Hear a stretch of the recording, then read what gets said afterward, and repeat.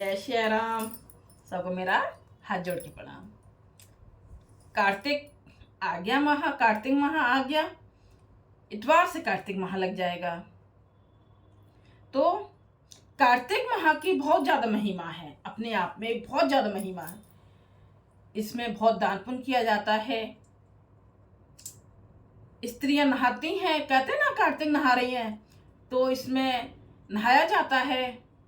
कुछ अपने घर पर ही नहा लेती हैं, 3 बजे उठ के, 4 बजे उठ के 5-6 स्त्रियां इकट्ठी हुई और अपने नहाती हैं। कुछ अपने गंगा जी हैं, यमुना जी हैं, तट पर जाके नहाती हैं, या कहीं मंदिर है, मंदिर में इकट्ठी होती हैं तो वहां स्नान करती हैं। तो ये कार्तिक की बहुत ज्यादा महिमा है, कार्तिक नहाना। तो कहते हैं या तो 5 नहाइए, 7 नहाइए, 11 नहाइए। कार्तिक इस तरीके से नहाया जाता है। इसमें व्रत भी पांच लास्ट में 5 दिन व्रत रहा जाता है। मंदिर जाए जाते हैं। दीपदान की महिमा है, बहुत ज्यादा दीपदान इस महीने में बहुत दीपदान किए जाते हैं। तुलसी की सबसे ज्यादा पूजा की जाती है, बहुत ज्यादा तुलसी की पूजा की जाती है कार्तिक माह में। तो कार्तिक माह अपने आप में एक बहुत ज्यादा महत्व रखने वाला माह है, महीना है। तो इसकी कहानी मैं आप सबको बताती हूँ, आप सब कहानी सुनिएगा। कई कहानी है, एक कहानी नहीं है, कई कहानियां हैं। तो आप सबको मैं कहानी बताती हूँ। कार्तिक मास की कथा। कार्तिक मास की कथा। एक नगर में एक ब्राह्मण और ब्राह्मणी रहते थे। वे रोजाना 7 कोस दूर गंगा यमुना स्नान करते जाते थे। इतनी दूर आने जाने से ब्राह्मणी थक जाती थी। तब ब्राह्मणी कहती थी कि हमारे एक बेटा होता तो कितना अच्छा होता। बेटे के बहू आती तो हम घर वापस जब आते खाना बना हुआ मिलता और बहू घर का काम भी कर लेती, क्योंकि ब्राह्मणी को फिर लौट के काम करना होता था। तो वो थक जाती थी, जाते में जाना आना थक जाती थी। तो वो आस करती थी कि हमारा भी एक बेटा होता तो हमें सब कुछ की काम करा हुआ मिलता। ब्राह्मणी की बात सुनकर ब्राह्मण ने कहा कि तूने बात तो सही कही है। कहा कि तूने बात तो सही कही है, चल मैं तेरे लिए भौला ही देता हूं। ब्राह्मण ने कहा कि एक पोटली में आटा डालकर कुछ मोहर रख दे। पोटली में आटा डालकर कुछ मोहर रख दे। ब्राह्मण के कहे अनुसार ब्राह्मणी ने पोटली बांध कर दे दी। पोटली लेकर ब्राह्मण चला गया। ब्राह्मण अभी कुछ दूर ही गया था कि उसे यमुना किनारे बहुत ही सुंदर लड़कियां दिखाई दी। वे रेत में घर बनाकर खेल रही थी। वे रेत में, यमुना जी के किनारे रेत में घर बनाकर खेल रही थी। लड़की की वो खेल रही थी। उनमें से एक लड़की ने कहा कि मैं अपना घर नहीं बिगाड़ूंगी। उसने कहा मैं अपना घर नहीं बिगाड़ूंगी, मुझे तो रहने के लिए ये घर चाहिए। उसने कहा मुझे तो रहने के लिए ये घर चाहिए। लड़की की बात सुनकर ब्राह्मण मन ही मन सोचने लगा कि बहू बनाने के लिए यही लड़की सही रहेगी। ब्राह्मण मन ही मन सोचने लगा कि बहू बनाने के लिए यही लड़की सही रहेगी। जब वह लड़की जाने लगी तो ब्राह्मण भी उसके पीछे पीछे उसके घर तक चला गया।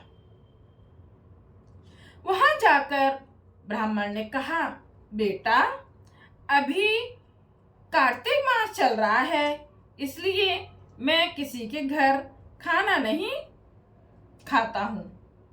बेटी ने पूछा कि बाबा क्या खाना खाओगे, ब्राह्मण से पूछा खाना खाओगे, तो उन्होंने कहा कार्तिक चल रहा है, मैं किसी के घर खाना नहीं खाता, मैं आटा लेकर आया हूँ, तुम अपनी माँ से पूछो कि क्या वह मेरे लिए आटा छानकर 4 रोटी बना देंगी।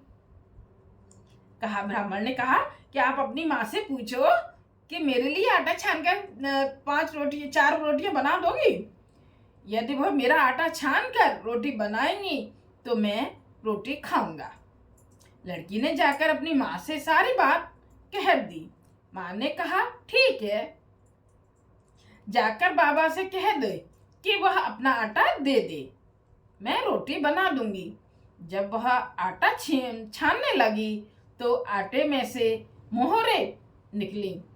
वह सोचने लगी कि जिसके आटे में इतनी मोहरे हैं उसके घर में कितनी मोहरे होंगी।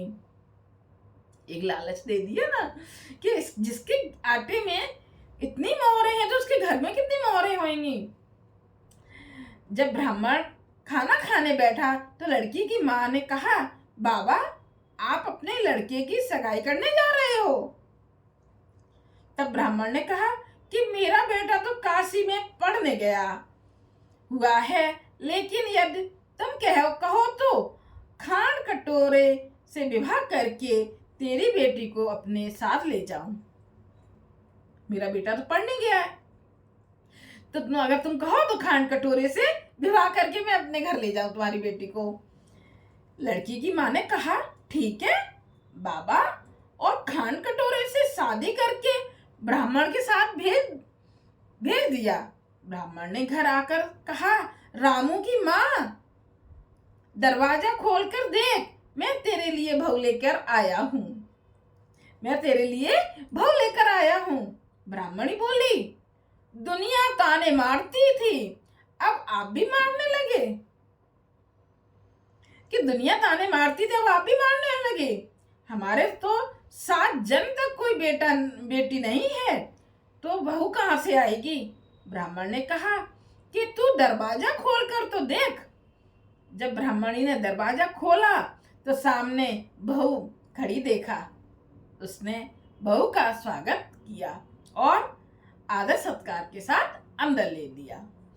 अब ब्राह्मणी और ब्राह्मण स्नान करने जाते तो बहू घर का सारा काम करके और खाना बना कर रखती। वह उनके कपड़े धोती और रात को पैर भी दबाती। सारा काम करती थी बहू, पैर दबाती। इस तरह काफी समय बीत गया। ब्राह्मणी ने अपनी बहू से कहा कि बहू कभी भी चूल्हे की आग मत बुझने देना और मटके का पानी खत्म मत होने देना। एक दिन चूल्हे की आग बुझ गई। तब बहू भागी भागी अपनी पड़ोसन के पास गई और कहा कि मेरे चूल्हे की आग बुझ गई है, मुझे थोड़ी आग चाहिए। मेरे सास ससुर सुबह 4 बजे से गए हुए हैं, वह थके हारे आएंगे, इसलिए मुझे उनके लिए खाना बनाना है ना, तो मुझे उनके लिए खाना बनाना है। तब पड़ोसन ने कहा कि तू तो बावली है, तुझे ये दोनों मिलकर पागल बना रहे हैं, इनके कोई बेटा नहीं है। बहू ने कहा, नहीं ऐसा मत बोलो, इनका बेटा तो बनारस काशी पढ़ने गया है। तब पड़ोसन ने कहा कि यह तुझे झूठ बोलकर लाए हैं, इनके कोई बेटा नहीं है। अब बहू पड़ोसन की बातों में आ गई और कहने लगी कि अब आप ही बताओ मैं क्या करूं। पड़ोसन ने कहा कि करना क्या है, जब तुम्हारे सास ससुर आए तो जली फूकी रोटियां बनाकर देना और बिना नमक की दाल बनाकर देना। खीर की कड़छी दाल में डाल और दाल की कड़छी खीर में डाल देना। वह पड़ोसन की सारी सीख लेकर घर आ गई।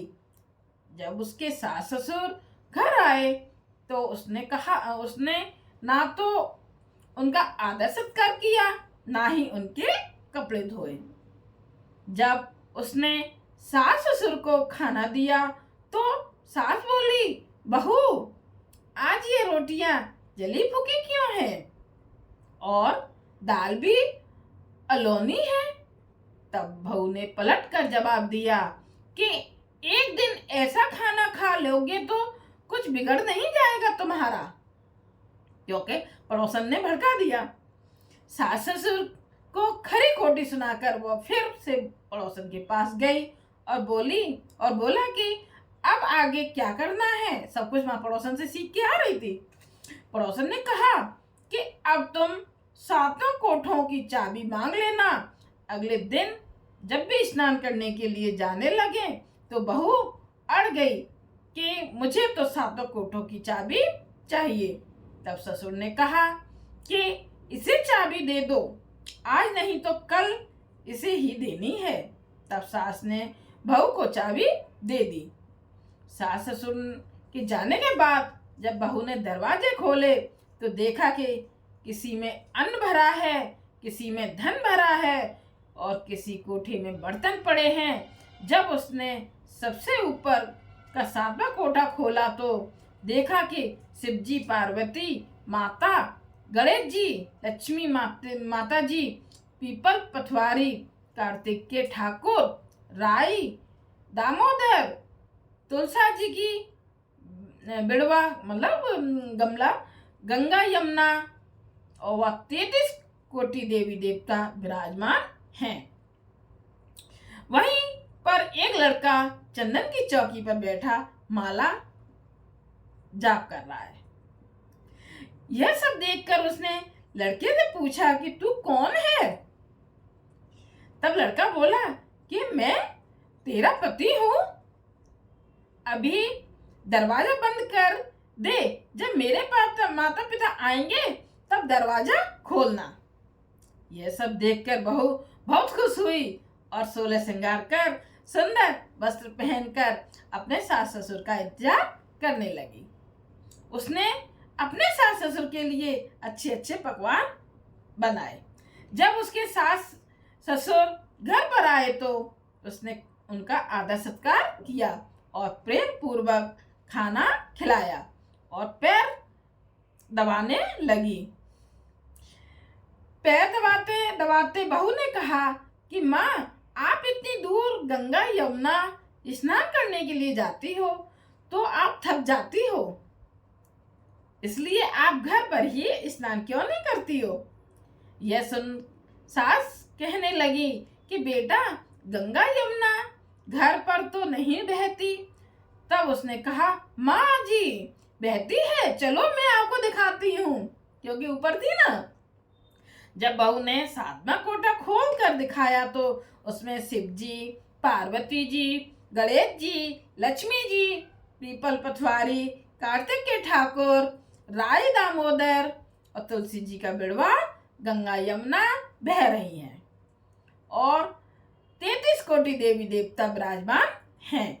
वहीं चौकी पर बैठा एक लड़का माला जप रहा है। माँ ने कहा कि बेटा तू कौन है। लड़का बोला, माँ मैं तेरा बेटा हूँ। तब ब्राह्मणी ने पूछा कि तू कहाँ से आया है। लड़के ने जवाब दिया कि मुझे कार्तिक देवता ने भेजा है।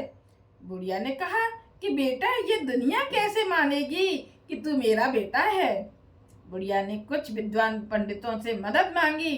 पंडितों ने कहा कि इस पार बहू बेटा खड़ा हो जाए और उस पार बुढ़िया खड़ी हो जाए।